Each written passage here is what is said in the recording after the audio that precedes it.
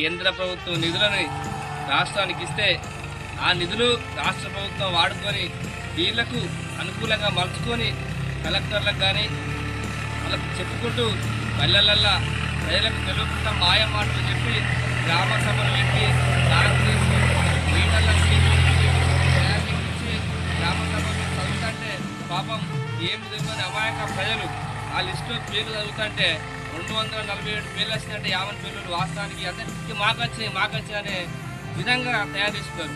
దయచేసి ఇప్పటికైనా రాష్ట్ర ప్రభుత్వం ఇలాంటి మాయ మాటలు చెప్పుకుంటూ పోవద్దని కూడా మేము భారతీయ జనతా పార్టీ తరఫున డిమాండ్ చేస్తున్నాం. రాబోయే రోజులలో ఇక్కడ కూడా ఇంతకుముందే నేను వాట్సాప్లో చూసిన ఇప్పుడు జరిగే స్థానిక ఎలక్షన్ మళ్ళీ వాయిదేసి కేంద్ర ప్రభుత్వం దగ్గరికి పోయి మళ్ళీ ఇంధన సంబంధించి కొన్ని ఇళ్ళు ఇచ్చిన తర్వాతనే మేము స్థానిక ఎలక్షన్లో పోతాం అనేది కూడా వాళ్ళు మాట్లాడుకుంటున్నారు కాంగ్రెస్ అధిష్టానం.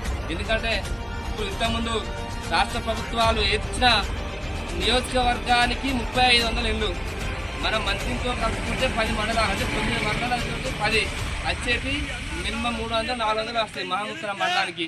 ఆ 400 అంటే ఇంటూ 24 గ్రామ పంచాయతీలు అంటే 12, 13 చిన్న ఆలోచన చేస్తే ఈ విధంగా మీరు లిస్టు తయారు చేసి ఏమైనా పేదల పనులు చేస్తే చాలా సంతోషం.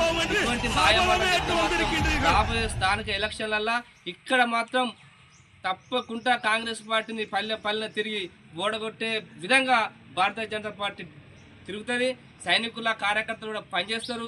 ఇప్పుడు ఎన్ని రోజులు చెప్పిన మాటలు విన్నారు కానీ అయ్యా మంత్రి గారు మీరు కూడా 6 సార్లు పోటీ చేసి 5 దమ్ములా గెలిచిండు, ఇక్కడ ఈ ప్రాంతానికి ఏం చేసిందో మీరు కూడా ఒకసారి ఆత్మవిమర్శ చేసుకోవాలని మేము తెలియజేస్తూ అన్ని విధాలుగా భారతీయ జనతా పార్టీ కార్యకర్తలు ముందుండి పనిచేయాలని తెలియజేస్తూ డిమాండ్ చేస్తున్నాం. జై భారత్ మాతాకి.